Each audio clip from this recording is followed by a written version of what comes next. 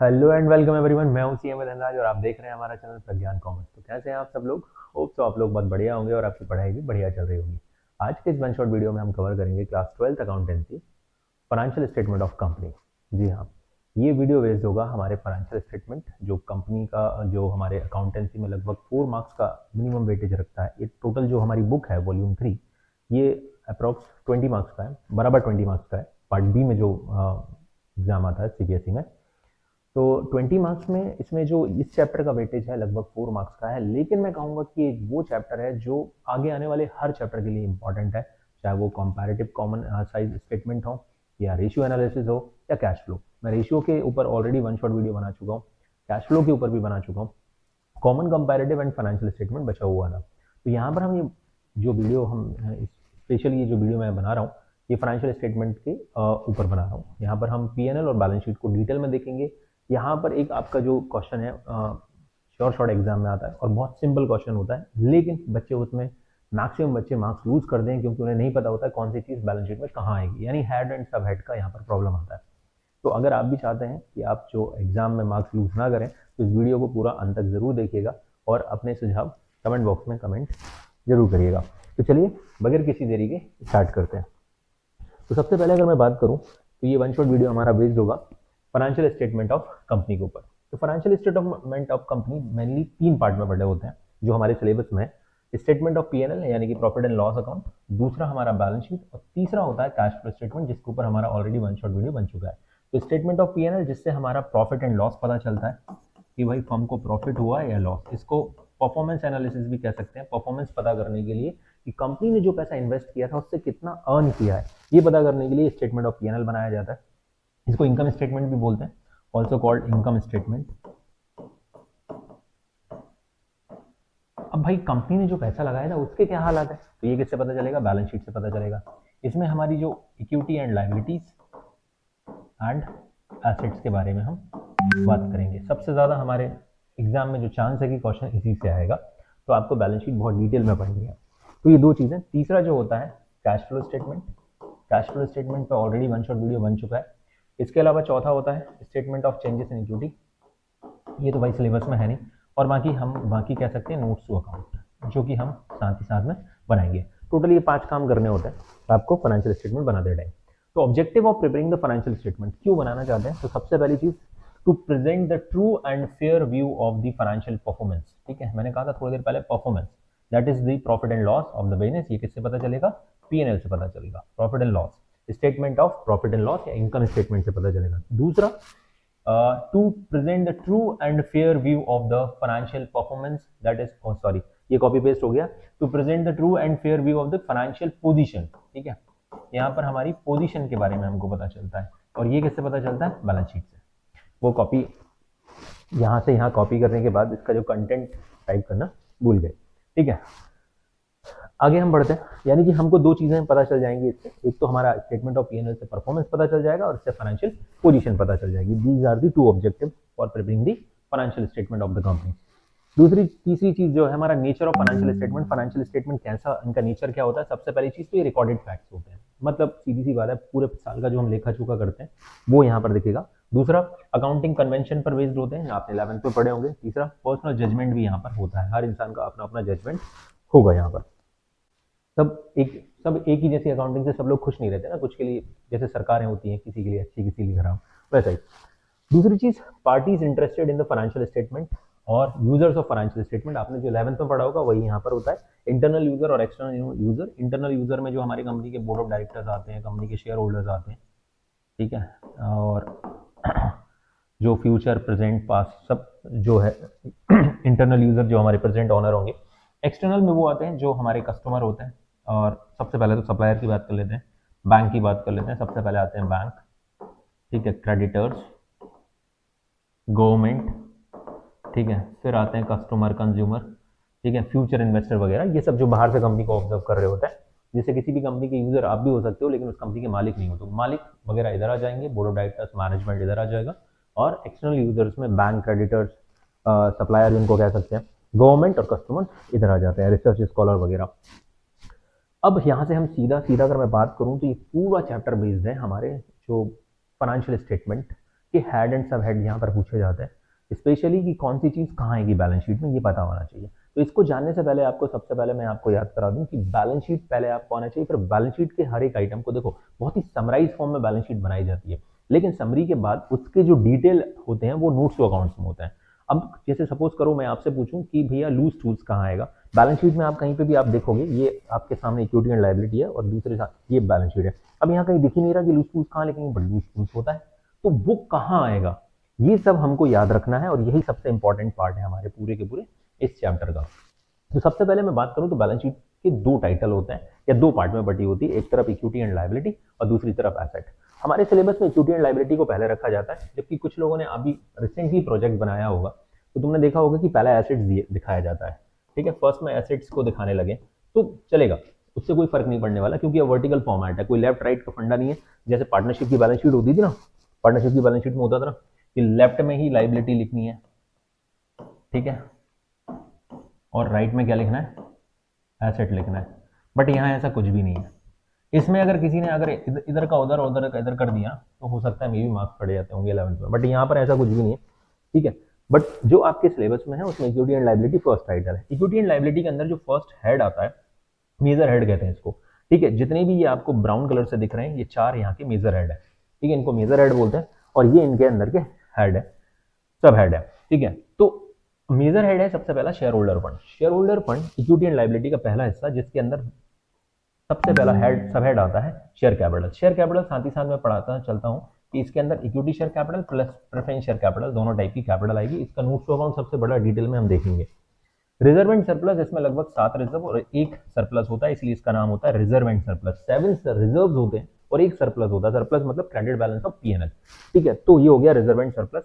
Money received against share warrants, ये क्या होती है, वारंट, कुछ स्पेशल वारंट्स के अगेंस्ट अगर आपने वारंट ले लिए और अगर शेयर अलॉट होंगे तो सबसे पहले उनको होंगे जिनके पास वारंट्स होते हैं, इनको भी हम डिटेल में पढ़ेंगे, बट ये अकाउंट्स में इवैल्यूएशन में काउंट नहीं होता। दूसरा share application money pending allotments, इसको भी मैं बताने वाला हूँ। नॉन करेंट लायबिलिटीज के अंदर long term borrowings, deferred tax liabilities, other long term liabilities और लॉन्ग टर्म प्रोविजंस, ये चार चीजें हैं। करंट लायबिलिटी में short term borrowings, trade payables, other current liabilities and short term provisions, इनको हम वन बाय वन देखेंगे क्या होते हैं और इनके अंदर कौन कौन सी चीजें आने वाली है, ठीक है। एसेट्स की जब मैं बात करूं तो एसेट्स के अंदर non current assets, non current assets के अंदर पहला हमारा जो हेड होता है, सब हेड होता है property plant and equipment and intangible assets. अगर किसी के पास पुरानी बुक होगी तो इसको फिक्स एसेट्स भी कहा करते थे, ठीक है, बट इसका अब नाम क्या हो गया है, property plant and equipment and intangible assets. अब अगर इसमें टेंजिबल एसेट्स जो भी हमारी land and building, plant and machinery वगैरह वगैरह ये सब आ जाते हैं। Intangible assets goodwill, patent right, copyright, trademarks, royalty rights, ये सब आ जाते हैं। कैपिटल वर्क इन प्रोग्रेस, अगर इन्हीं टेंजिबल एसेट्स को अभी बनाया जा रहा है, बना नहीं है, कोई बिल्डिंग अंडर कंस्ट्रक्शन है, कोई रोड अंडर कंस्ट्रक्शन है, कोई डैम अंडर कंस्ट्रक्शन है, तो उसको कैपिटल वर्क इन प्रोग्रेस बोल सकते हैं, ठीक है। कोई प्लांट अंडर कंस्ट्रक्शन है, और ऐसे ही अगर कोई इंटेंजिबल एसेट्स अभी डेवलप की जा रही है, सपोज आपका कोई वेबसाइट बन रहा है, बना नहीं है बट बनने वाला है, कोई बुक लिखी नहीं है बस लिखने वाली, कंप्लीट होने वाली है, तो उसका जब कॉपीराइट क्लेम करोगे तो इंटेंजिबल एसेट्स अंडर डेवलपमेंट होती है। जैसे कोई मूवी अभी बनी नहीं है, बनने वाली है, ठीक है, बन रही है, शूटिंग चल रही है, जैसे पुष्पा 3, ठीक है, तो उनको कहेंगे इंटेंजिबल एसेट्स अंडर डेवलपमेंट। दूसरा क्या है, या आपने किसी चीज के लिए कॉपीराइट वगैरह क्लेम फाइल कर दिया बट अभी आपको सर्टिफिकेट नहीं मिला। नॉन करंट इन्वेस्टमेंट, ऐसे इन्वेस्टमेंट, इसको मैं आपको डिटेल में बहुत अच्छे से समझाने वाला हूँ। नॉन करंट इन्वेस्टमेंट वो होता है जो एक साल से ज्यादा के लिए हमने किया होता है, लेकिन पता कैसे चलेगा कि कौन सी चीज एक साल से ज्यादा के लिए और कौन सी चीज का इन्वेस्टमेंट एक साल से कम के लिए, क्योंकि आप यहाँ पे देखोगे नॉन करंट इन्वेस्टमेंट और एक होते हैं करंट इन्वेस्टमेंट, ये दोनों का सिर्फ और सिर्फ यहाँ पर एक बहुत इंपॉर्टेंट और डीप चीज आपको मैं बता दूं, सिर्फ और सिर्फ फर्क होता है हमारे इंटेंशन का कि हमने कोई इन्वेस्टमेंट क्या सोच के किया है, क्या हम उसे एक साल से ज्यादा होल्ड करेंगे या एक साल से कम होल्ड करेंगे। अगर आप एक साल से कम होल्ड करोगे तो वो करंट इन्वेस्टमेंट हो जाएगा। एक साल से ज्यादा होल्ड करने का आपने सोचा है कि मैं उस इन्वेस्टमेंट को एक साल से ज्यादा, यानी सेम कंपनी में, सपोज आपने एक टीसीएस नाम की कंपनी है, टीसीएस नाम की कंपनी के आपने 1000 शेयर खरीदे, जो खरीदे हैं आपने सपोज करो 36 मंथ के लिए, तो सीधी सी बात है ये किस में आ जाएगा, ये आ जाएगा आपका नॉन करंट इन्वेस्टमेंट। अगर आपने 500 शेयर इसी कंपनी के खरीदे हैं 9 मंथ के लिए, ठीक है, सेम डे पे खरीदिए सपोज, तो ये हो जाएंगे आपके करंट इन्वेस्टमेंट। तो किस पर्पज से खरीदे हैं आपने, नॉर्मली जो ट्रेड करने के लिए जो इन्वेस्टमेंट खरीदा है तो वो ट्रेड इन्वेस्टमेंट हो जाएगा, या फिर हम उसको कह सकते हैं करंट इन्वेस्टमेंट हो जाएगा। और अगर आपने कोई ऐसा ऐसे शेयर खरीदे हैं या ऐसा इन्वेस्टमेंट किया है जिसका आपने ये सोच के खरीदा है कि वो 1 साल के बाद ही मैं उसको सेल करूंगा, तो वो नॉन करंट इन्वेस्टमेंट हो जाएंगे। डेफर्ड टैक्स एसेट्स सिलेबस में नहीं है, बट इसको हम आगे देखेंगे। Long term loans and advances, ये भी हम आगे देखेंगे। अदर नॉन करंट एसेट्स, ठीक है, जो इन सब में नहीं आता, ए बी सी डी, जो चारों में नहीं आता, ए बी सी डी जो चारों में नहीं आता, जैसे लॉन्ग टर्म डेटर वगैरह, तो वो किस में आएंगे, नॉन करंट एसेट्स में आएंगे। अब करंट एसेट्स क्या होती हैं, जो 1 साल के अंदर कैश एंड कैश इक्विवेलेंट में कन्वर्ट हो जाती हैं, जो प्रॉफिट अर्न करने में मदद करती है, जो फॉर बीइंग ट्रेड हो सकती हैं, या जिनका जिससे कैश कन्वर्ट हो जाएगा, या जो कैश में कन्वर्ट हो जाएंगी with in 1 year upon operating cycle. तो इसकी भी हम डेफिनेशन देखेंगे, करंट एसेट्स क्या होती हैं उसकी। करंट इन्वेस्टमेंट मैं आपको बता चुका हूँ, 1 साल से अंदर अंदर। इन्वेंट्रीज, इसको भी हम डिटेल में देखेंगे। Trade receivables, cash and cash equivalent, short term loans and advances and other assets. ठीक है, तो ये बैलेंस शीट का एक कंप्लीट फॉर्मेट है, इसको हम देखेंगे यहाँ पर। ये तो सबको मैक्सिमम को पता होता है क्योंकि आप प्रोजेक्ट बना चुके हो, बट इसके अंदर क्या क्या चीजें आती हैं वो इंपॉर्टेंट होती है। तो आइए हम इसको आगे बढ़ते हैं। ठीक है, सबसे पहले इक्विटी एंड लाइबिलिटीज के हम हेड एंड सब हेड्स को समझेंगे। सबसे पहला हमारा हेड है नोट्स टू अकाउंट्स में शेयर कैपिटल। जो शेयर कैपिटल हमारा फर्स्ट सब हेड था, ठीक है, शेयर होल्डर फंड के अंदर शेयर कैपिटल। अब शेयर कैपिटल को जब आप किस तरीके से दिखाते हैं, अगर आपने वॉल्यूम 2 पढ़ा होगा, वॉल्यूम 2 यानी कि इश्यू ऑफ शेयर कैपिटल वगैरह, तो वहां पर आपने देखा होगा कि ऑथराइज कैपिटल, कंपनी कितने शेयर्स में ऑथराइज है। जैसे सपोज करो एक कंपनी 50,000 शेयर्स हैं और एक शेयर अगर 100 रुपए का है, तो ऑथराइज कैपिटल कितनी हो जाएगी, 50 लाख। इसको यहाँ लिखकर यहीं पर टोटल करके छोड़ देते हैं। फिर कंपनी उसमें से जितने शेयर इशू करती है, सपोज करो कंपनी में से 50,000 में से 40,000 शेयर इशू किए हैं एट द रेट 100 ईच, तो कितना हो जाएगा, 40 लाख। इसको भी यहीं पर टोटल करके छोड़ देते हैं। फिर कंपनी के सबसे इंपॉर्टेंट जो कंपनी की बैलेंस शीट में जाता है वो होती है सब्सक्राइब्ड कैपिटल, यानी वो शेयर जो पब्लिक ने खरीद लिए है, जनता ने खरीद लिए। तो subscribe capital, subscribed and fully paid, दो टाइप में होते हैं। जैसे सपोज करो 40,000 में से जनता ने 39,000 shares at the rate 100 each, ठीक है, तो ये कितना हो जाएगा, 39 लाख ये हो गया। अब subscribe but not fully paid, अब सपोज करो 1,000, 40,000 में से 1,000 शेयर, ठीक है, एट द रेट 100 ईच, ठीक है, जिसमें से अगर सपोज करो हमने पूरा का पूरा ही मान लिया था, 100 कॉल था, ठीक है। अब 100 कॉल था तो कितना आना चाहिए था, 1 लाख रुपए, लेकिन 1 लाख रुपए में से किसी बंदे ने 1,000 में से 40 रुपए नहीं आए, तो 40,000 नहीं आएगा, तो ये आपका इसमें से माइनस करके आप यहाँ पे 60,000 यहाँ पे लिखोगे और टोटल कितना हो जाएगा, 39,60,000। ये आपकी बैलेंस शीट में जाता है। और अगर कुछ फॉरफीचर मनी होगी जो अभी आपने रीइशू नहीं की है, तो फॉरफीचर मनी को इसी में ऐड कर दिया जाता है। ओवरऑल 39,600 ये पेड अप कैपिटल होती है, और ये कहीं ना कहीं बैलेंस शीट के मेन हेड में, जहां पर हम यहाँ पर जो देख रहे थे, यहाँ पर शेयर कैपिटल हेड में यहाँ पर कितना दिखेगा, 39.6 लाख इतना दिखेगा, ठीक है, शेयर कैपिटल हेड में। ठीक है, तो ये सबसे डिटेल में था।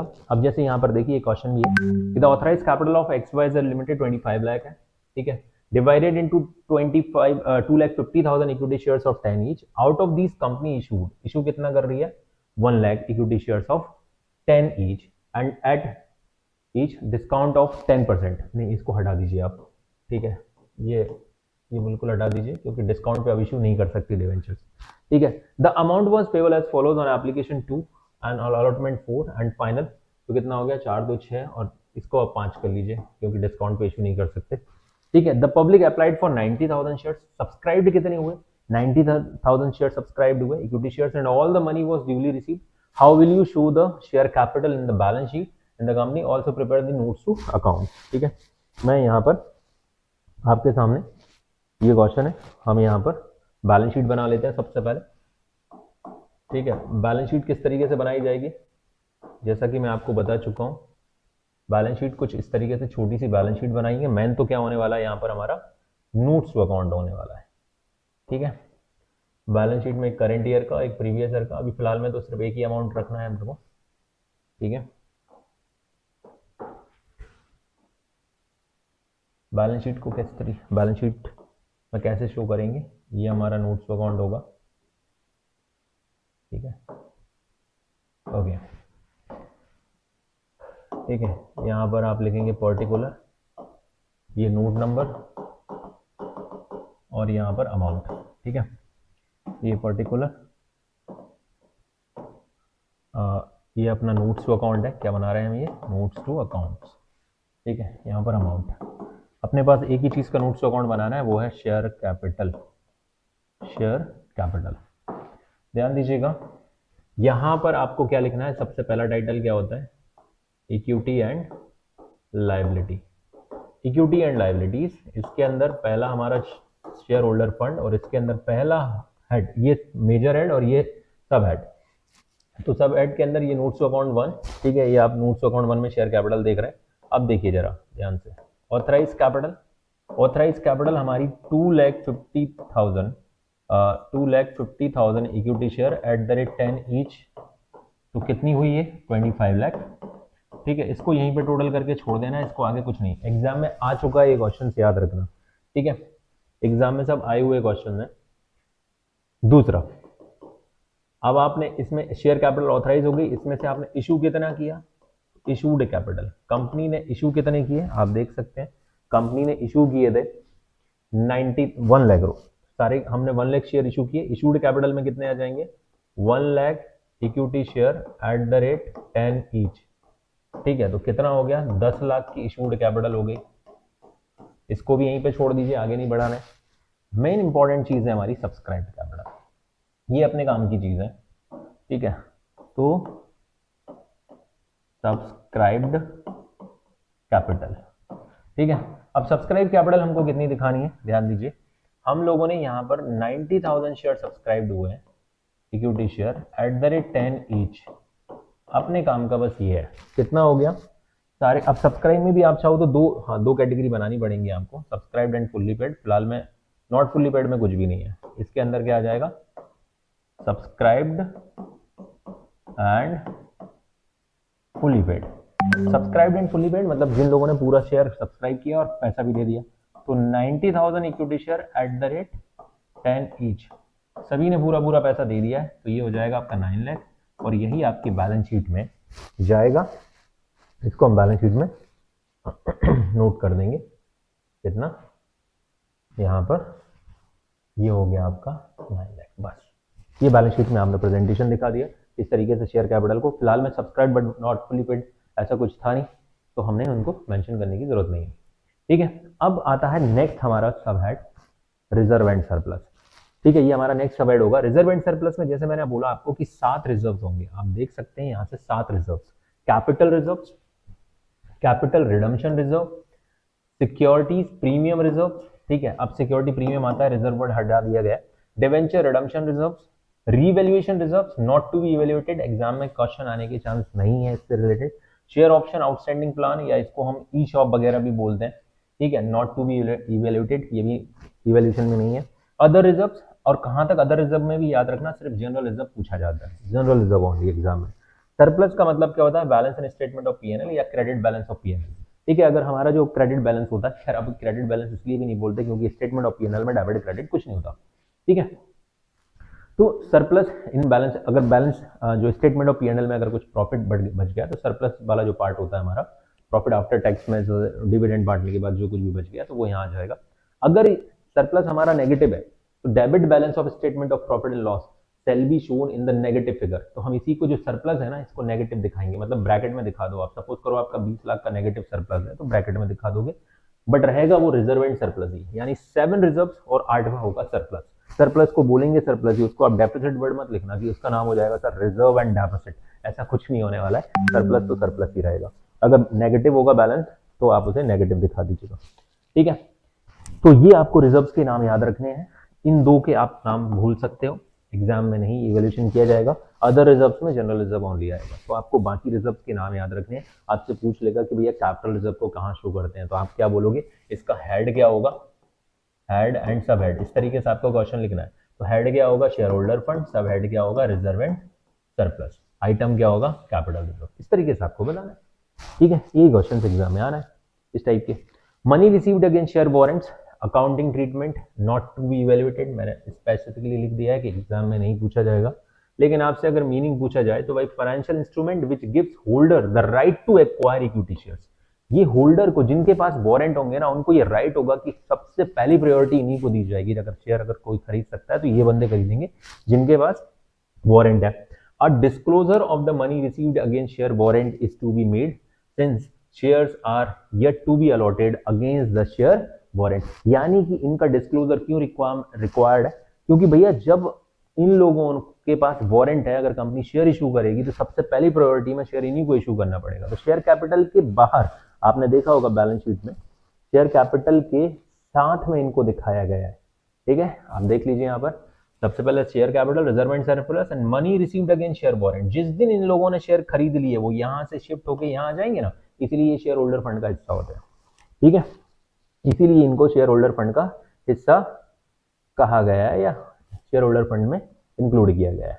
अब आ जाते हैं share application money pending allotment. ये बहुत सिंपल है, इसको दो पार्ट में रख लीजिए। सपोज करिए 31 मार्च 2000, अभी 26 आने वाला है। ठीक है, इससे पहले अगर कंपनी शेयर को इशू करे और अलॉटमेंट इसके बाद करे, कब करे?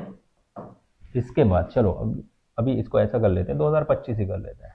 ठीक है, बैलेंस शीट बन रही है 31 मार्च 2025 को। कंपनी ने शेयर इशू इधर कर दिए बट अलॉट इधर करते हैं। आपने अगर देखा होगा कि अभी अभी सुना होगा मीशो का अलॉट आईपीओ आया, इससे पहले बहुत सारी कंपनियों के आईपीओ आए। तो आईपीओ आता है तो इशू पहले कर रहे हो 31 मार्च के और अलॉटमेंट हो रहा है 31 मार्च के बाद। तो इससे पहले जो पैसा आता है, आपने वॉल्यूम 1 में वॉल्यूम 2 में पढ़ा होगा, ये एप्लीकेशन का पैसा जो आता है कंपनी एप्लीकेशन के साथ, अब तो खैर ऐसा भी नहीं होता, आपके अकाउंट में पैसा रहता है, पुराने जमाने की बात है। लेकिन कुछ कंपनियां अगर नए पुराने तरीके से इशू कर रही होंगी तो ये चलेगा। तो भाई एप्लीकेशन का पैसा अगर 31 मार्च से पहले आ जाए और अलॉटमेंट 31 मार्च के बाद हो रहा है, तो 31 मार्च के दिन जितना भी फंड आपके पास पड़ा हुआ है उस फंड को हम क्या बोलेंगे? Share application money pending allotment. ठीक है, वो इन एप्लीकेशन का वो पैसा जो हमारे पास रखा है बट अभी शेयर अलॉट तो किया ही नहीं है। और कई बार आपने ऐसा भी देखा होगा कि कंपनी शेयर इशू करती है और एक टाइम देती है, वो टाइम के अंदर अंदर मिनिमम सब्सक्रिप्शन 90% शेयर सब्सक्राइब होने चाहिए, तब तक वो पैसा आता जा रहा है। अब भैया 90% शेयर सब्सक्राइब नहीं हुए तो पैसा वापस भी तो करना पड़ता था, आपने वॉल्यूम 2 में देखा होगा। तो कहीं ऐसा ना हो कि मिनिमम 90% शेयर सब्सक्राइब नहीं हुआ, अगर कंपनी के 80% शेयर ही बिके तो ये पैसा वापस करना पड़ेगा। तो लाइबिलिटी हुई ना कंपनी की। और अगर 90% 100% हो गए तो फिर जब हम अलॉट कर देंगे तो वो शेयर होल्डर फंड में शेयर कैपिटल का हिस्सा बन जाएगा। बट तो इसीलिए इसका अकाउंटिंग ट्रीटमेंट नहीं है, बट आपको पता होना चाहिए क्या होता है। Non current liabilities. Non current liabilities में सबसे पहले liabilities which is not classified as current liability. जो करेंट लाइबिलिटी नहीं है उसी को क्या कहा जाता है? Non current liability. Current liability की डेफिनेशन अभी हम थोड़ी देर में देखेंगे। फिलहाल में लॉन्ग टर्म बोरोइंग सबसे पहली नॉन करेंट लाइबिलिटी में पहला होता है लॉन्ग टर्म बोरोइंग, जिसके अंदर debentures, bonds, long term loans etcetera, ये तीन चीजों को इंक्लूड किया गया है। ठीक है, तो लॉन्ग टर्म बोरोइंग्स जिनका पेमेंट 1 साल के बाद करना है, और जो बोरोइंग्स हैं जिन पर ब्याज जाता है, ठीक है, डिवेंचर्स, बॉन्ड्स के ऊपर ब्याज नहीं जाता, डीप डिस्काउंटेड वगैरह होते हैं, और लॉन्ग टर्म लोन्स अगर आपने किसी फाइनेंशियल इंस्टीट्यूशन से लिया है। इसके अलावा deferred tax liability not to be evaluated. लेकिन होती क्या है, सपोज करो भाई आपका जो एक्चुअल टैक्स है ना,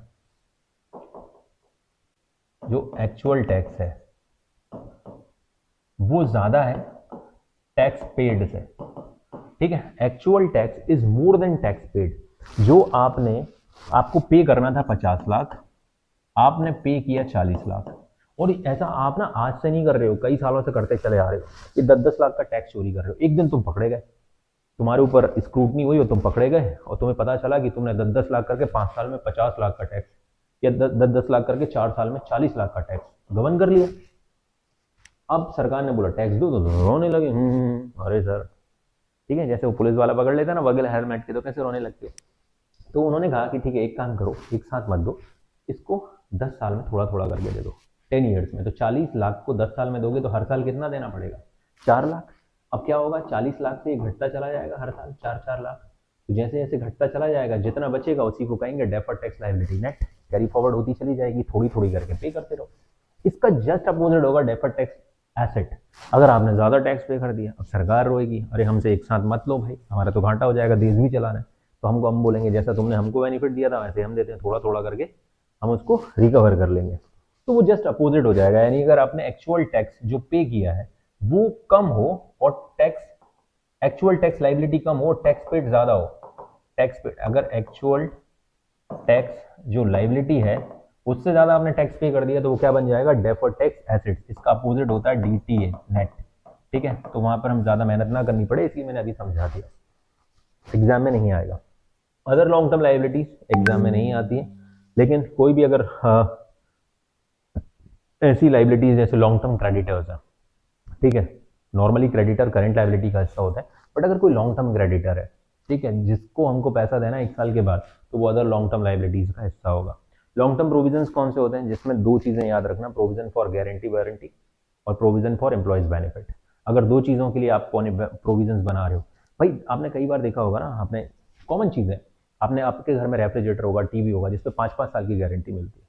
तो 1 साल तक के जो प्रोविजन फॉर गारंटी वारंटी होते हैं वो तो शॉर्ट टर्म प्रोविजन हो गए, लेकिन 1 साल के बाद ज्यादातर फ्रिज खराब होने का चांस कब होगा, अगर 5 साल की गारंटी है तो डेफिनेटली आखिरी वाले साल में ज्यादा खराब होने के चांस रहेंगे। कोई भी चीज ज्यादा खराब होने के चांस कब होते हैं, जितनी वो पुरानी हो जाती है। तो 5 साल बाद अगर किसी चीज को रिपेयर करना पड़े, वो तो लॉन्ग टर्म प्रोविजन बनाना पड़ेगा उसके लिए। तो ये जो होते हैं लॉन्ग टर्म प्रोविजन होते हैं। तो इसी में आप देख सकते हैं provision for employees benefit and provision for guarantee warranties, ठीक है, सुधार के तो देना पड़ेगा ना, उसके लिए जो पैसा खर्चा होगा वो लॉन्ग टर्म प्रोविजन की कैटेगरी में आ जाएगा। All provision for which is related claims are expected to be settled beyond 12 month after the reporting date। reporting date कौन सी होती है, जिस दिन हम बैलेंस शीट बना रहे हैं उस दिन से, अगर 12 महीने के बाद अगर कोई चीज क्लेम करेगा कस्टमर हमसे, और उसके लिए हमको पहले से एक रिजर्व बना के रख लेते हैं हम, तो उस रिजर्व को क्या कहते हैं, हमने भाई इसमें जैसे हमने ये प्रोविजन फॉर वारंटी है, इसमें हमने 5 लाख रुपए रखा हुआ है, ठीक है, और हमने गारंटी कितने की दी है, वारंटी दी है कि भैया हमारा जो सामान है ना वो 5 ईयर्स की वारंटी है। अब 5वें साल में अगर कुछ खराब हो गया तो इस 5 लाख रुपए में से जाएगा ना पैसा, तो ये लॉन्ग टर्म प्रोविजन हो गया।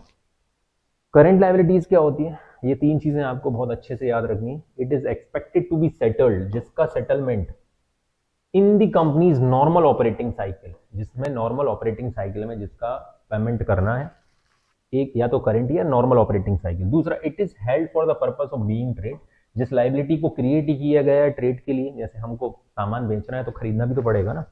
It is due to be settled within 12 month after the reporting date. Reporting date यानी कि 31 मार्च 2024 को अगर हम बैलेंस शीट बना रहे हैं, तो यहां से लेकर 31 मार्च 2025 के बीच में अगर हमको उसको सेटल करना है, तो ये रिपोर्टिंग डेट से आज से 12 महीने देखे जाते हैं, ठीक है, आज से 12 महीने, अगर आज 31 मार्च 2024 है, 31 मार्च 2025 तक का टाइम पीरियड देखा जाएगा, ठीक है। और एक और चीज होती है इसमें, न्यू बुक में मिल जाएगी, विच is not deferred for more than 12 month. हम रोज मना कर सकते हैं ना, तुम्हारे घर कोई पैसा मांगने आया, बोला भाई कल दे दूंगा कल दे दूंगा, एक दिन आगे वो खड़ा हो गया, अब कोई कल नहीं, अब तेरे को देना ही पड़ेगा पैसा, तो किसी इंसान को टाल सकते हो, लेकिन 12 महीने से ज्यादा नहीं, तो वो भी करंट लाइबिलिटी होगी, ठीक है। ऑपरेटिंग साइकिल क्या होता है ये भी समझ लीजिए आप साथ ही साथ में, क्योंकि अभी आपने ऑपरेटिंग साइकिल के बारे में पढ़ा। तो ऑपरेटिंग साइकिल का मतलब होता है कैश से दोबारा कैश कितने दिन में बन जाएगा। सपोज आप एक मैन्युफैक्चरर हो, आपके पास कैश है, आपने उससे inventory of raw material, inventory आपने कच्चा माल खरीद के आपने स्टोर में रख लिया, 2 महीने रखा रहा वहां पे। फिर आपने inventory of work in progress and production process, लगभग 1.5 महीने उसकी प्रोडक्शन प्रोसेस चली। प्रोडक्शन प्रोसेस बनने के बाद वो किस में कन्वर्ट हो गया, फिनिश गुड्स, ठीक है, 1.5 महीने में बन के तैयार हो गया। 3 महीने तक आपके पास वो फैक्ट्री में या हम कह सकते हैं गोडाउन में रखा रहा, ठीक है। गोडाउन में रखने के बाद हमने उसको कस्टमर को बेच दिया, भाई कस्टमर भी लगभग हमको क्या 2 महीने के लिए उधार खरीद ले गया। तो अब यहाँ पे अगर जैसे मैं काउंट करूं 2 + 1 3.5, 3.5 + 6 6.5, 6.5 + 2 8.5, तो यहाँ पर जो 8.5, ठीक है, थोड़ा अच्छे से लिख देते हैं, ठीक है, जो 8.5 मंथ है ये हमारा ऑपरेटिंग साइकिल है, ठीक है। अब ये ज्यादा भी तो हो सकता है, कोई ऐसी कंपनी जिसका गुड्स बनने में 1 साल से भी ज्यादा लग जाता है, तो उसका ऑपरेटिंग साइकिल ही 1 साल से ज्यादा होगा। तो करेंट नॉन करेंट का डेफिनेशन मतलब याद करते टाइम आपको याद रखना है कि अगर किसी चीज का ऑपरेटिंग साइकिल 18 महीने का है ना, इसलिए यहां पर बोला it is expected to be settled in the company's normal operating cycle. अगर एक कंपनी का 18 महीने का ऑपरेटिंग साइकिल है, तो 18 महीने के अंदर अंदर जिन चीजों का सेटलमेंट करना है वो भी करेंट ही होंगी, 18 के ऊपर जाओगे तब नॉन करेंट है। तो यहां पर यानी करेंट नॉन करेंट का डेफिनेशन किससे डिसाइड हो गया, आपका ऑपरेटिंग साइकिल और 12 मंथ, जो इन दोनों में से हायर होगा वहां तक आपका क्या होगा, करेंट की डेफिनेशन में आएगा, ठीक है। जैसे एक बंदे का हमारी कंपनी का ऑपरेटिंग साइकिल, मैं यहां पर क्वेश्चन अलग से नहीं करा रहा हूं, अगर 10 महीने का है तो करंट नॉन करंट की डेफिनेशन 12 महीने देखी जाएगी। अगर इस कंपनी का ऑपरेटिंग साइकिल 15 महीने का है तो 12, तो हमारा करंट नॉन करंट के लिए आप कहाँ तक जाओगे, 15 तक जाओगे। बस ये आपको याद रखना है, 15 महीने तक अगर आप पेमेंट करते हो तो वो करंट की डेफिनेशन में है। ऑपरेटिंग साइकिल 12 महीने की लिमिट को भी तोड़ सकता है। शॉर्ट टर्म बोरिंग्स क्या होती हैं? शॉर्ट टर्म बोरिंग्स में loans payable on demand from bank and other parties. Short term borrowing के अंदर पहला, भैया हमने किसी बैंक से लोन ले रखा है, उसका पेमेंट करना है, ठीक है, तो जो भी short loans repayable on demand, जो ऑन डिमांड रीपेबल करने पड़ेंगे, और अदर पार्टी से जो पैसा ले रखा है। दूसरी चीज current maturity of long term date, इसको थोड़ा अच्छे से समझ लेते हैं। Current maturity of long term date क्या होता है? आपने सपोज करो कोई लोन लिया था, 2020 में। अब 2020 में, यानी कि हम इसको कर लेते हैं 1 जनवरी 2020 को, ठीक है। अब इसको आपने 31 मार्च 2020, 31 मार्च 2021, 31 मार्च 2022, और सपोज करो इसको रीपे करना है, रीपेमेंट इसकी करनी है, रीपेमेंट ऑन, रीपेड कर लो या रीपेमेंट ऑन 31 मार्च 31 जनवरी या 1 जनवरी कर लेते हैं, ठीक है, जो डेट है वही तो लिखेंगे। ऑन, इसको कब पेमेंट करनी है? 1 जनवरी 2023 को करनी है, ठीक है। अब देखो जरा, हमको देखना है कि भाई यहां से यहां तक, अगर मैं यहां पे देखूं तो इसका पेमेंट कब करना है? 1 जनवरी 2023। अब आप देखो यहां से यहां तक कितना टाइम था? क्या 12 महीने से ज्यादा था? बिल्कुल। तो इसको हम कहां दिखाएंगे? लॉन्ग टर्म बोरोइंग में। यहां पे भी कब दिखाएंगे? इस साल की बैलेंस शीट में लॉन्ग टर्म बोरोइंग। इस साल की बैलेंस शीट देखो 31 जनवरी 2022 से 1 जनवरी 2022, यहां से यहां का टाइम पीरियड कितना बचा है? लगभग 9 मंथ का बचा है।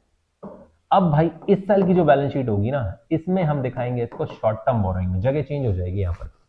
यानी जिस साल, जिस करंट ईयर में या जिस फाइनेंशियल ईयर में लोन का रीपेमेंट होने वाला होता है, उस फाइनेंशियल ईयर के जस्ट पहले वाली बैलेंस शीट में उसकी जगह बदल जाती है, एक long term borrowing short term borrowing में कन्वर्ट हो जाता है। इसी को कहते हैं current maturity of long term borrowing या current maturity of long term debt. ऐसा लॉन्ग टर्म डेट जिसकी मैच्योरिटी इस रिपोर्टिंग फाइनेंशियल ईयर से 12 महीने के अंदर अंदर है। यानी आज 31 मार्च 2024 है, आज से लेके 12 महीने के अंदर कोई भी लॉन्ग टर्म डेट का इस साल भुगतान करना है ना, तो वो long term maturity of current maturity of long term date बन जाएगा। अगर उसका पार्ट अगर पेमेंट करना है, तो सपोज उसका 50% इस साल और 50% अगले साल, तो 50% हमारा बन जाएगा current maturity of long term date, ठीक है। तो ये बहुत इंपॉर्टेंट चीज है, याद रखना।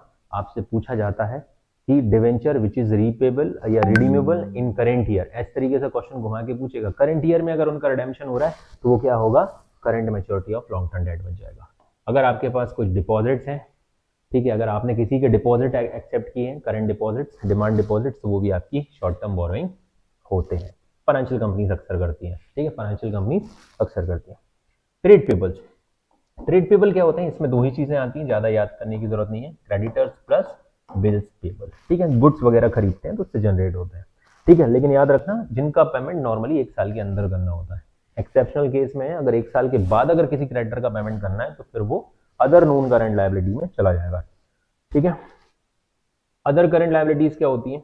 अनपेड डिविडेंड, अनक्लेम डिविडेंड, ठीक है, याद रखना। अनपेड डिविडेंड और अनक्लेम डिविडेंड अगर है तो वो हमारा other current liabilities. Interest accrued and due not due on borrowing, अगर एक्रू हो चुका है, ड्यू नहीं हुआ है, या ड्यू हो चुका है, दोनों ही केसेस में आपका interest accrue and due and not due on borrowing, भले ड्यू नहीं हुआ लेकिन एक्रू हो चुका है, तो दोनों ही हमारी अदर करंट लायबिलिटी में आएंगे। इनकम रिसीव्ड इन एडवांस, अगर किसी बंदे से आपने इनकम, एडवांस इनकम ले लिए, वो भी आपकी अदर करंट लायबिलिटी होंगी। Calls in advance and interest thereon, ठीक है, अगर आपने वॉल्यूम 2 में देखा होगा, कॉल्स इन एडवांस अलाउ होता है, उसके ऊपर इंटरेस्ट भी अलाउ होता है 12% per annum in the absence of any information. और आउटस्टैंडिंग एक्सपेंसेस, ये चारों चीजें हमारी अदर करंट लायबिलिटी की डेफिनेशन में आ जाएगी। ये चैप्टर में बस यही देखना है कि कौन सी चीज कहाँ आने वाली है। ये सारे आइटम्स होंगे और ये सब हेड है, ठीक है। Other current liability sub head है, करंट लायबिलिटी मेन हेड है। शॉर्ट टर्म प्रोविजन, नॉर्मली वो प्रोविजन जो 12 मंथ के लिए बनाए जाते हैं। All provision which is related to the claim is expected to be settled within 12 month after the reporting date, after the reporting date यानी 31 March के बाद। Period, example provision for tax, provision proposed dividend, 1 साल के अंदर अंदर पे करना होगा, एंड प्रोविजन सॉरी जो इस साल प्रपोज करते हैं वो इसी साल पे करना होता है, तो वो करंट लाइबिलिटी की डेफिनेशन में आ जाएगा। 31 मार्च को भी अगर कुछ प्रपोज है तो डेफिनेटली 30 दिन के अंदर अंदर तो पे होगा ही। प्रोविजन फॉर डाउटफुल डेट्स, तो ये हमारे शॉर्ट टर्म प्रोविजन की डेफिनेशन में आते हैं। ये दो तो हमारे बहुत काम आएंगे कैश फ्लो में, ठीक है। प्रॉब्लम है यहाँ पे, name of the sub head under the head shareholders fund and non current liabilities as per schedule 3 part one of the balance sheet. Share holder fund के अंदर अंदर क्या क्या आता है भाई, ये आपका सॉल्यूशन रहा है यहाँ पे। अगर मैं सॉल्यूशन की बात करूँ तो शेयर होल्डर के फंड के अंदर share capital, B reserve and surplus, and C money received against share warrant, ठीक है। इतनी चीजें आती हैं शेयर होल्डर फंड में। फिर हमसे पूछा कि non current liability, non current liability के अंदर अंदर 4 चीजें आती हैं, आपको याद रखना है, ठीक है। कौन कौन सी चीज, लॉन्ग टर्म बोरोइंग, ठीक है, लॉन्ग टर्म प्रोविजन, ये दोनों आपने रेशियोज में भी बहुत ज्यादा काम आते हैं, ठीक है। सी अदर नॉन करेंट लायबिलिटीज और डेफर्ड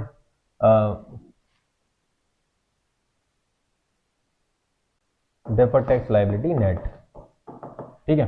ये 4 चीजें आती हैं आपकी नॉन करेंट लायबिलिटी में। करंट लायबिलिटी में अगर आप साथ ही साथ करंट लायबिलिटी भी याद करना चाहते हैं तो वैसे अभी पढ़ाया हुआ है मैंने।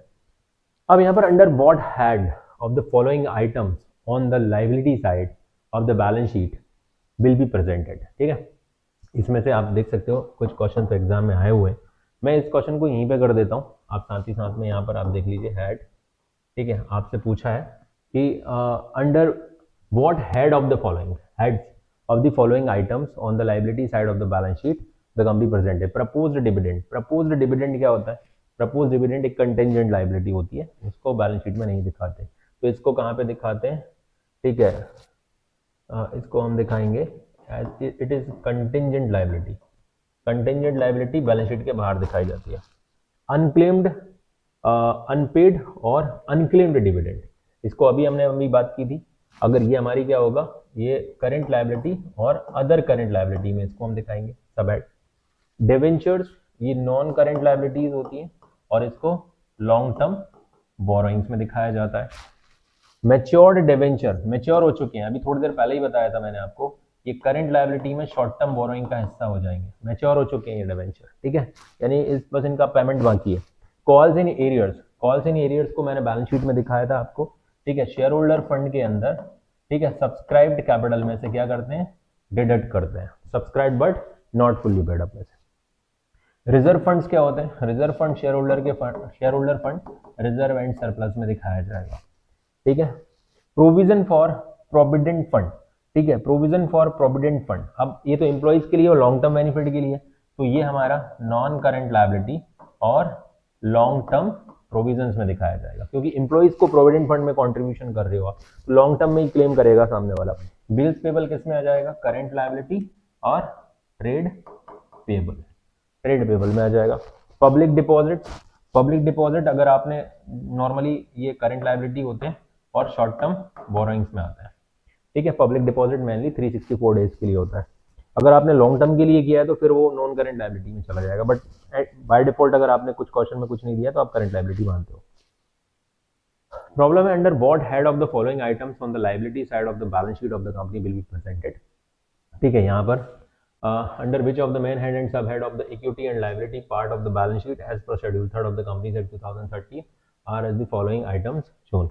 interest accrued and due on the secured loan, ठीक है। अभी हमने थोड़ी देर पहले देखा था, इसको हम कहाँ दिखाएंगे, करंट लायबिलिटी के अंदर अदर करंट लायबिलिटी, ठीक है। इंटरेस्ट ड्यू हो चुका है बट अभी पे नहीं किया है, interest accrue and due on secured loan. दूसरा interest accrue but not due on secured loan, दोनों ही चीजें, ये भी करंट लायबिलिटी और अदर करंट लायबिलिटी में जाएगा। डिवेंचर्स, रिडम्पशन रिजर्व, ठीक है, share holder fund and reserve and surplus में दिखाया जाता है। अगर आप इसको वॉल्यूम 2 में आपने डिटेल में पढ़ा होगा तो वहां पे देखा होगा।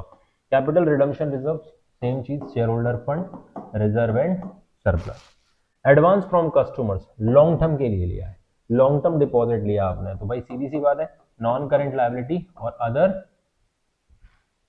नॉन करंट लायबिलिटी में चला जाएगा। लॉन्ग टर्म के लिए आपने कस्टमर से डिपॉजिट लिया है, देखो आप खुद सोच के देखो, लॉन्ग टर्म के लिए कस्टमर से डिपॉजिट लिया है तो पैसा तो लॉन्ग टर्म में ही उनको सर्विसेज देनी है, जो भी देना है, अब करंट लाइबिलिटी तो होगी नहीं, नॉन करंट होगी। नॉन करंट में लॉन्ग टर्म बोरोइंग होना नहीं है, ठीक है।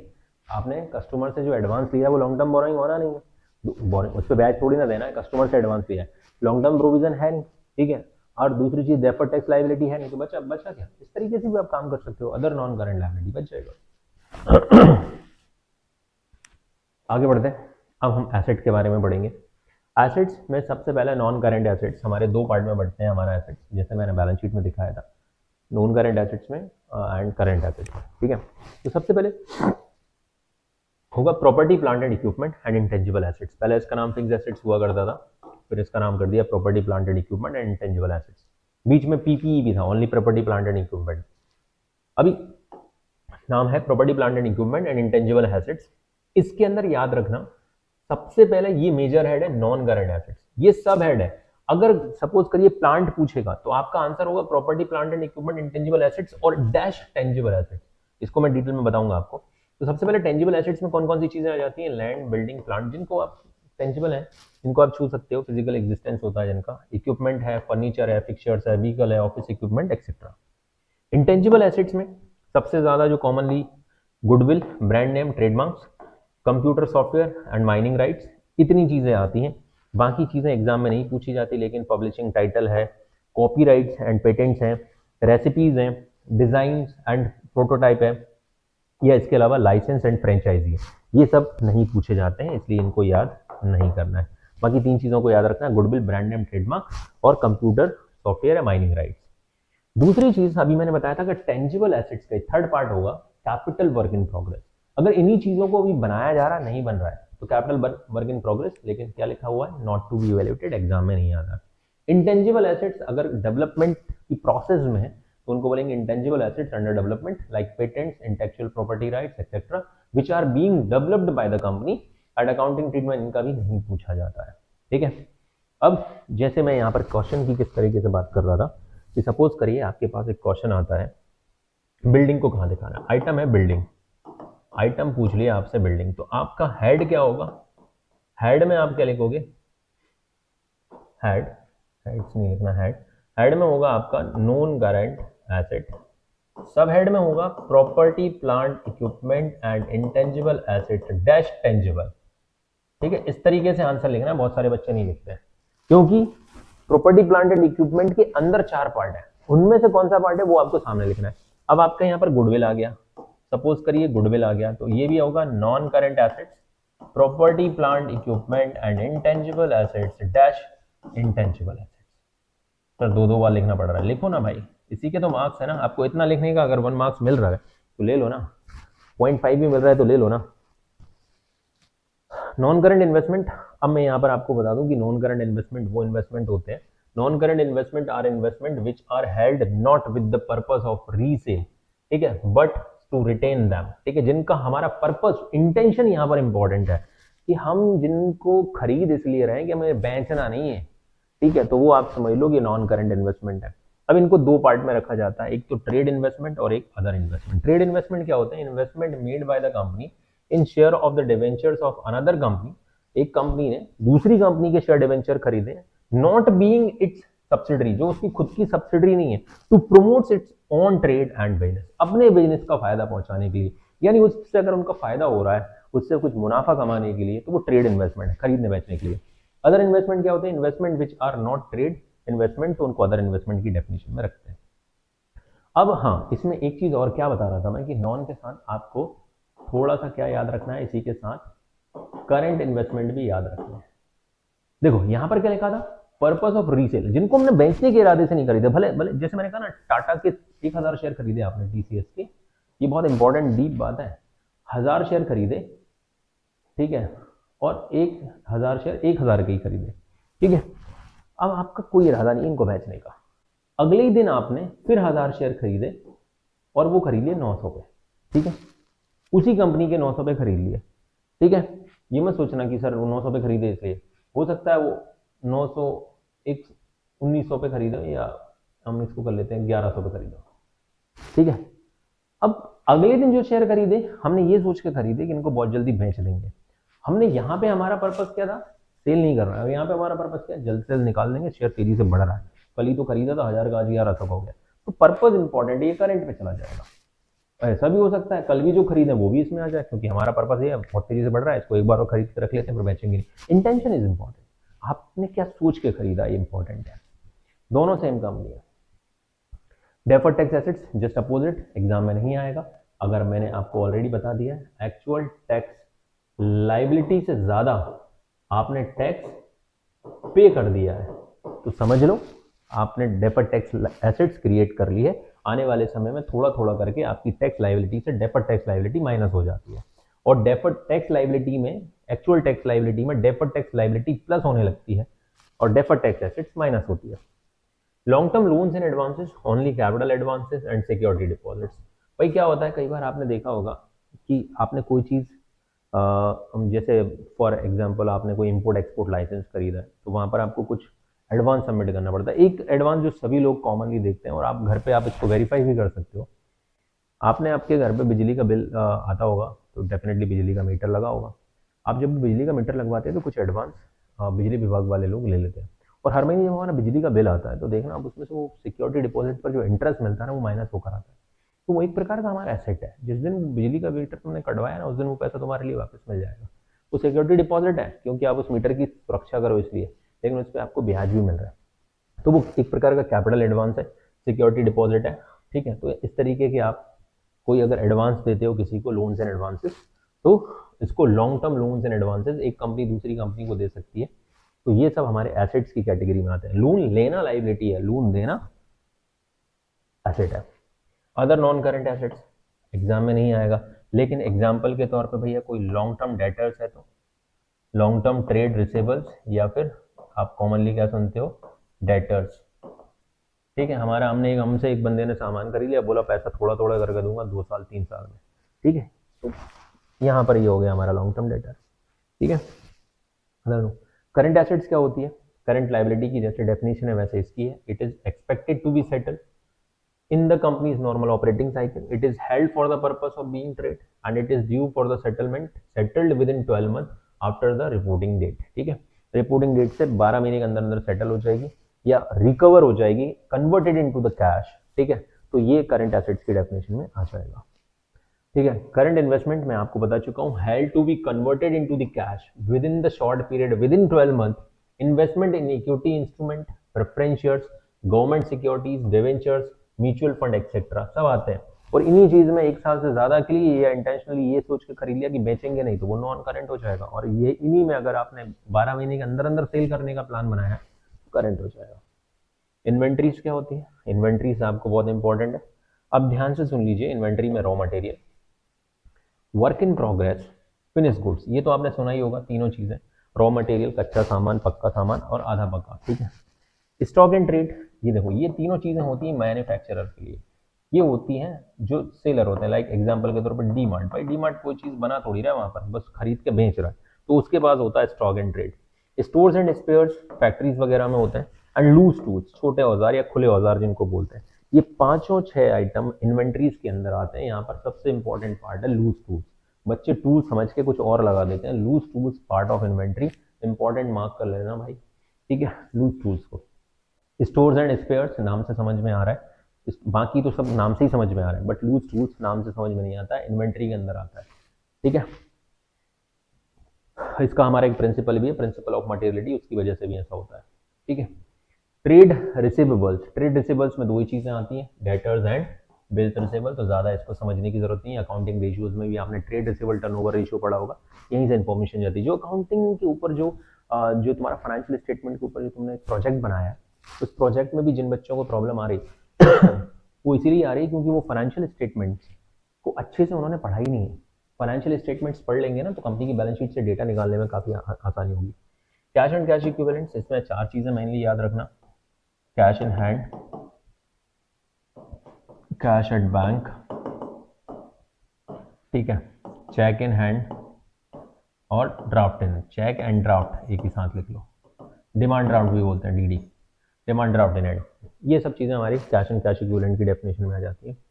Short term loans and advances, भाई जो long term loans and advance थे ना इससे पहले थोड़ी देर पहले, ठीक है, ये इसका जस्ट अपोजिट है। भाई अगर किसी इंसान को अपने short term loans and advances दे रखे हैं तो वो क्या बन जाएंगे, शॉर्ट टर्म के लिए आपने अपनी सब्सिडरी कंपनी को पैसा दे रखा है या कस्टमर को कुछ पैसा दे रखा है या कुछ भी है, शॉर्ट टर्म के लिए किसी को आपने उधार दे रखा है, तो सर वो उधार दे रखा है तो वो डेटर हो जाएगा। बट ये एडवांस में जो पैसा दिया है, ठीक है, किसी भी चीज़ के लिए शॉर्ट टर्म में लोन दिए या एडवांस दिए, लोन लेना लाइबिलिटी है, लोन देना एडवांसेस दे दिए। जैसे सपोज करो आपने सप्लायर को कुछ एडवांस दे दिया कि भैया अगले महीने में मटेरियल खरीद कर ले जाऊंगा, एडवांस रख लो, ठीक है, तो शॉर्ट टर्म के लिए तो वो हमारी एसेट्स होगी। Other current assets, other current assets में रिस्ट्रिक्टेड किया गया है कि ज़्यादा से ज़्यादा आपसे क्या पूछा जाएगा, prepaid expenses, accrued income and advance tax होंगे। बस 3 चीज़ें आपको याद रखनी है। जो चीज़ें ऊपर ए से लेके ई तक में नहीं आई है वो अदर करंट एसेट्स में आ जाएंगी। 3 चीज़ें याद रखना है, prepaid expenses, accrued income and advance tax. Contingent liability and capital commitment. Continued liability क्या होती है, मे और may not arise because of they are dependent on a happening in future. तुम्हारे ऊपर किसी कस्टमर ने केस कर दिया है, केस फाइल कर दिया है, अब वो जब तक उसका डिसीजन नहीं आया था तब तक तुम्हारी लाइबिलिटी फाइनली नहीं होगी। तो फ्यूचर इवेंट पे डिपेंड करती है वो कि हम केस हारेंगे तो देना पड़ेगा, केस जीत गए तो देना ही पड़ेगा ना। तो ऐसी लाइबिलिटीज को बाहर लिखा जाता है। जैसे यहाँ पे देखो लिखा भी हुआ है, claim against the company is not acknowledged as debt. Guarantees, जो अभी पता ही नहीं है, कस्टमर का प्रोडक्ट खराब होगा तब तो गारंटी क्लेम करेगा ना। Other money which is not, which the company is contingent liable. And capital commitment क्या होता है, future liability for capital expenditure in respect of which contracts have been made। ठीक है, जैसे होता है ना कई बार रोड टूट जाएगा तो हम दोबारा बना के देंगे, तो वो सब चीजें, तो वो टूटेगा तब बनाएंगे ना, तो ये सब कैपिटल कमिटमेंट्स है। Uncalled liability on shares and other investment partly paid etcetera. तो ये सब चीजें सिलेबस में वैसे बहुत कम पूछी जाती हैं, ना के बराबर। अब यहाँ पर पूछा है कि list the major head which the assets are presented in the balance sheet of a company as per schedule 3 भैया दो ही तो मेजर हेड है, non current assets and current assets. ठीक है, ये आंसर हो गया आपका। Name of the sub heads under the non current assets in the balance sheet under schedule 3 of the Indian companies act 2013। भाई नॉन करंट एसेट्स के अंदर कौन कौन सी चीजें आती है, अभी मैंने थोड़ी देर पहले ही आपको बताया, property plant equipment and intangible assets. ठीक है, फिर इसके अंदर टेंजिबल, ठीक है, फिर दूसरे नंबर पर इंटेंजिबल, तीसरे नंबर पर capital work in progress, capital WIP लिख लो, ठीक है, और चौथा इंटेंजिबल एसेट्स अंडर डेवलपमेंट। ठीक है, फिर इसके अंदर और क्या आता है, नॉन करंट इन्वेस्टमेंट, तीसरा long term loans and advances, चौथा deferred tax life asset net, ठीक है, पांचवा अदर नॉन करंट एसेट। ठीक है, ये सब आपने देख लिया कि भैया ये सब हेड हैं इसके अंदर के। ठीक है, आगे बढ़ते हैं। Give the heads under which following items in the company's balance sheet as per schedule 3 of part 1। Mortgage loan, आपने अगर लोन लिया है तो भाई ये किस में जाएगा, non current liability, sorry non current liability and long term borrowing में चला जाएगा। पेटेंट्स हैं तो किस में जाएंगे, नॉन करंट एसेट्स। अब यहां पर देखना, property plant equipment and intangible assets and आगे डैश लगा के क्या लिखोगे, इंटेंजिबल एसेट। ठीक है, फिर क्या इन्वेस्टमेंट, इन्वेस्टमेंट किस में जाएंगे, non current assets, non current investment में चले जाएंगे। जनरल रिजर्व किस में जाएगा, share holder fund, reserve and surplus. ये सारे के सारे क्या लिख रहा हूं मैं यहाँ पर, सब हेड लिख रहा हूं। ठीक है, और ये क्या है, मेजर हेड है या हेड है। ठीक है, bills receivable and bills receivable किस में आएंगे, करंट एसेट्स, ट्रेड रिसेबल्स में आएंगे। ठीक है, 10% डिवेंचर बाय डिफॉल्ट जब तक मेच्योरिटी वर्ड ना यूज किया गया हो, non current liability, long term borrowing. बस कितना आसान है। अगर आपके पास 6 आइटम आ रहा है, 3 मार्क्स अगर आपको इसके मिलते हैं तो कौन से बुरे हैं भाई, इतना सा लिखने के आपको मार्क्स मिलते हैं। मैंने खुद CBSE की कॉपीज चेक की है, मुझे पता है कि कितने लिबरल कॉपीज चेक होती है, बट बच्चा इतना भी लिख के नहीं आएगा तो कैसे हम उसको मार्क्स देंगे। ठीक है, यहाँ पे फ्री का मार्क्स मिलता है आपको, आधा तो आइटम दे ही रखा है। Under which major heads and sub head of the following items will be placed in the balance sheet. A company as per the revise schedule, schedule 3 है भाई, part 1 of the companies act. ये तो पुराना question हो लग रहा है, 2013, schedule 3 of part 1। अच्छा लिखा हुआ है बट वो पुराना भी लिखा हुआ है। ठीक है, तो पुराना क्वेश्चन होगा 2014 का, तब 1956 चलता था। ठीक है, अक्रूड इनकम, सबसे पहले बोला अक्रूड इनकम तो किस में आएगी, current assets, other current assets में आएगी। ठीक है, लूज टूल्स अभी थोड़ी देर पहले बताया आपने को मैंने, करंट एसेट्स, और किस में आएंगे, इन्वेंट्रीज में आएंगे।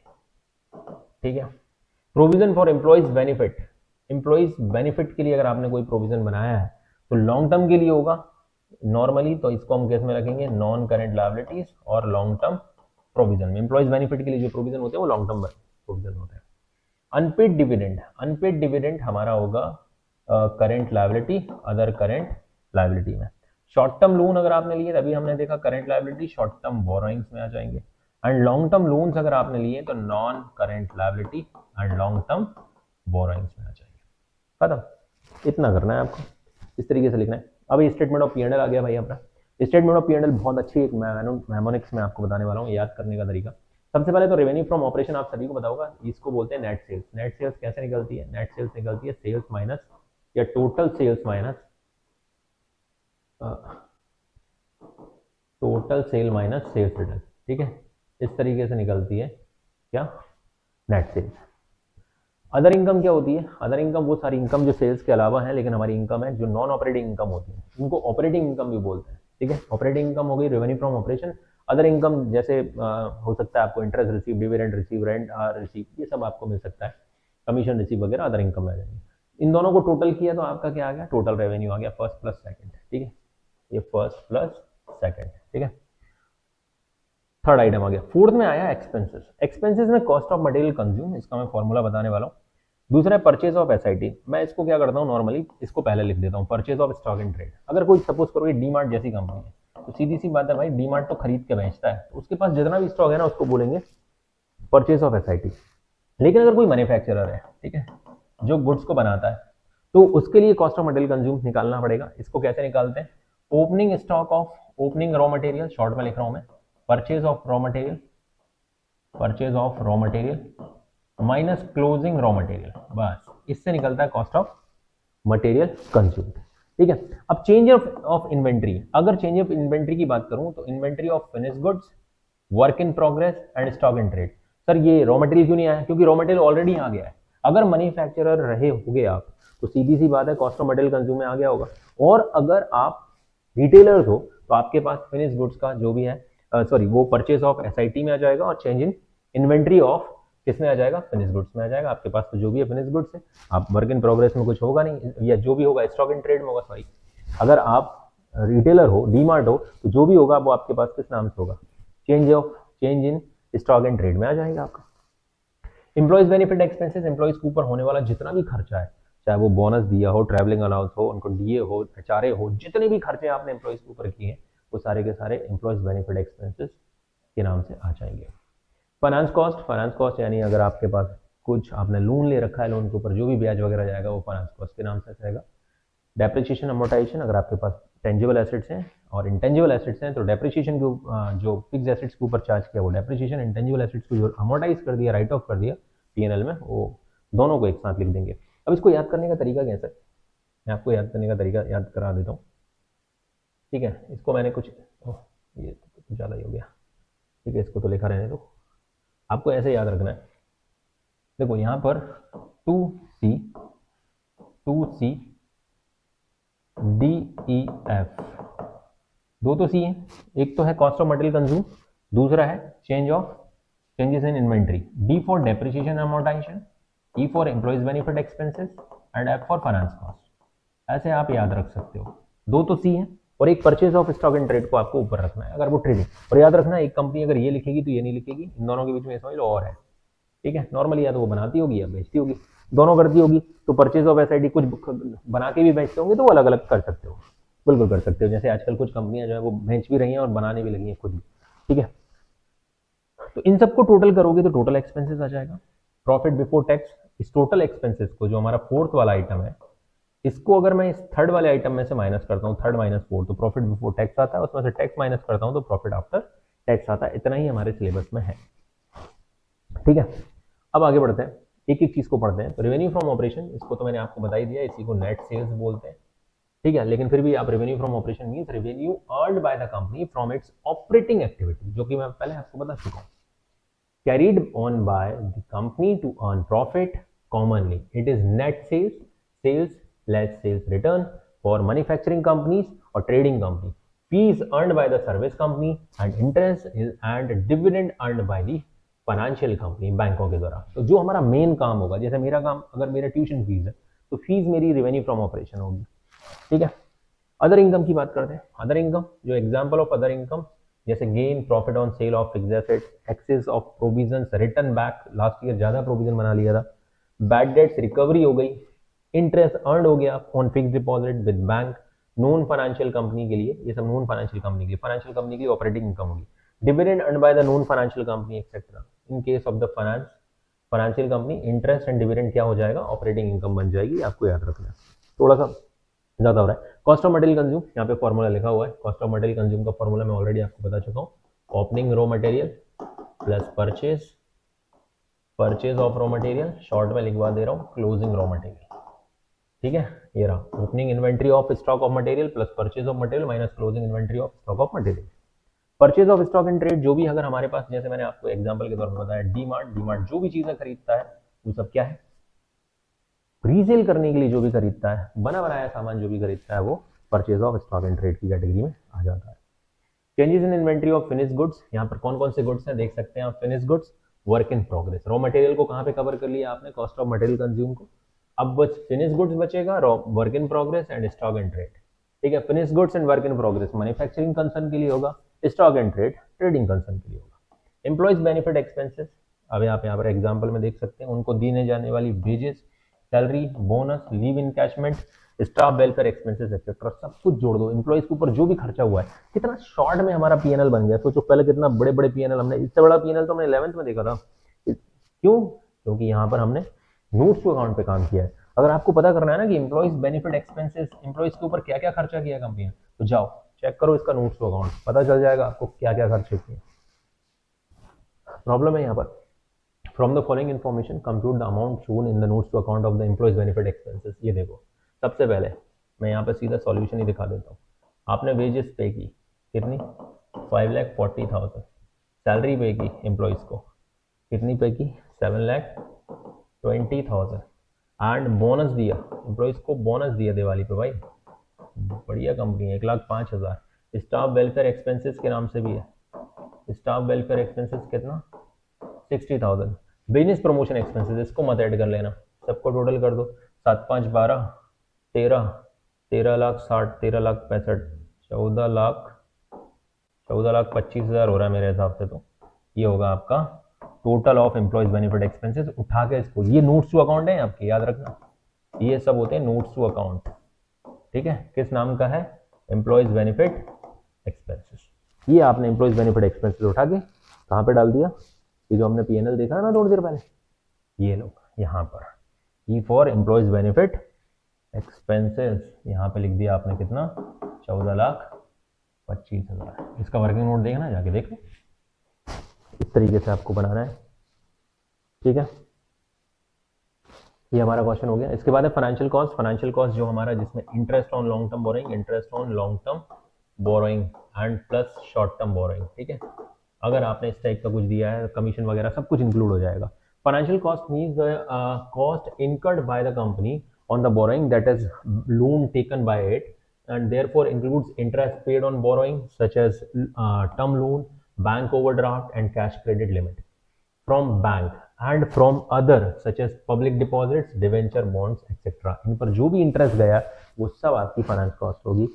डेप्रिसिएशन अमोर्टाइजेशन क्या होता है, डेप्रिसिएशन ऑन टेंजिबल एसेट्स, आप सभी को पता होगा, ठीक है, जो हमारा AS6 है इसके बारे में, और अमोर्टाइजेशन AS26 जो इंटेंजिबल एसेट्स के ऊपर लगता है वो अमोर्टाइजेशन है, ठीक है। प्रॉब्लम है यहाँ पर, from the following TCS limited as for the year ended 31 March 2024 prepare notes to account on depreciation and amortisation. Depreciation and amortisation का क्या बनाना है आपको, नोट्स टू अकाउंट बनाना है, ठीक है। आपने ऊपर लिखा नोट्स टू अकाउंट, ठीक है, डेप्रिसिएशन एंड अमोर्टाइजेशन, ठीक है। सबसे पहले हमारे पास क्या था, चलो चाहो तो आप अलग अलग कर सकते हो। Depreciation and amortisation expenses, depreciation on building, dep on building कितना है, 15,500 है। Plant and machinery, depreciation on plant and machinery कितना है, 25,000 है। कंप्यूटर पर भी डेप्रिसिएशन है, कितना है, 60,000 है, ठीक है। गुडविल रिटर्न ऑफ 7,500, और ये अपना अमोर्टाइजेशन अमोर्टाइजेशन ऑफ गुडविल 7,500 का ये है, और अमोर्टाइजेशन ऑफ पेटेंट्स 12,500 का ये है। तो ये तो हो गया आपका 20,000 का, और ये कितना हो गया 60 और 25 95 75 80 90,500, ठीक है। 15,500 प्लस 25 15-25 कितना हो गया 30-40, एक अरे नहीं ये तो ज़्यादा हो रहा है 30-40, हाँ तो 1,00,000 हो गया 1,05,500, ठीक है। 1,05,500 ये हो गया और 20 ये हो गया, टोटल 1,20,500 डेप्रिसिएशन अमोर्टाइजेशन। आप कहाँ जाके नोट कर दोगे, स्टेटमेंट ऑफ पीएनएल में, ठीक है। अदर एक्सपेंसेस क्या होते हैं, अदर एक्सपेंसेस जो कि अंडर द अबव किसी में भी नहीं आए हैं, यानी फर्स्ट से लेके 6 तक जो चीज़ें नहीं आई हैं उनको अदर एक्सपेंसेस में लिख सकते हो। Expenses that are not shown under the above discuss 6 entries are shown under the other expenses. जैसे हमारे कोई और भी खर्चे हो सकते हैं, जैसे हो सकता है हमने डिस्काउंट अलाउड किया हो। अभी तक आपने कहीं बैड डेट्स पढ़ा क्या, बताओ, बैड डेट्स पढ़ा, कहीं नहीं पढ़ा। बैड डेट्स पढ़ा कि नहीं पढ़ा, कहीं नहीं पढ़ा बैड डेट्स। आपने कहीं रेंट पेड पढ़ा, बताओ, रेंट पेड पढ़ा, नहीं पढ़ा, ठीक है। आपने कहीं मार्केटिंग एक्सपेंसेस पढ़ा, नहीं पढ़ा, ठीक है। तो वो सारे खर्चों को अदर एक्सपेंसेस की कैटेगरी में आप रख देते हो, ठीक है। और यहाँ पर ये हमारा चैप्टर फाइनेंशियल स्टेटमेंट क्लोज होता है। हमने क्वेश्चंस भी किए, फॉर्मेट्स भी देखे, हैड एंड सब हैड डिस्कस किए। It is very important question chapter for class 12th accountancy student जो आगे रेशियो एनालिसिस और कॉमन कंपैरेटिव स्टेटमेंट बनाएंगे, उनके लिए बहुत मददगार होने वाला है। अगर आपको ये सब चीज़ें पता है ना, तो आप इजीली रेशियो एनालिसिस के क्वेश्चंस कर सकते हो। इजी कॉमन कंपैरेटिव तो आपके लिए चुटकियों का क्वेश्चन हो जाएगा, मतलब पास होने की सीढ़ी बन गई आपके लिए, एक फुल फ्लैश फाउंडेशन रेडी है कि अब बस ये आपका लगभग 3 to 4 मार्क्स में आपका ये समझ लो ये डन। और अब हम कॉमन कंपैरेटिव करेंगे, 4 मार्क्स में वो होने वाला है, हो गया 8, 4 मार्क्स का रेशियो हो गया लगभग 4 से 6 नंबर का, और बाकी 6 नंबर का हमारा कैश फ्लो तो फिक्स है ही, ठीक है। तो इस तरीके से आपका टोटल 20 मार्क्स का प्रिपरेशन जो है इस चैप्टर की मदद से ईजिली हो जाता है। तो आज के इस वन शॉट वीडियो में इतना ही। आपको ये वीडियो कैसा लगा, अगर आप यहाँ तक बने रहे तो आपका बहुत बहुत धन्यवाद। मिलते हैं अगले वीडियो में और अगले वन शॉट वीडियो के साथ। तब तक के लिए घर पे रहिए, पढ़ते रहिए, मस्त रहिए, ठीक है। और अपने सुझाव कमेंट बॉक्स में ज़रूर दीजिएगा। तब तक के लिए जय हिंद, जय भारत।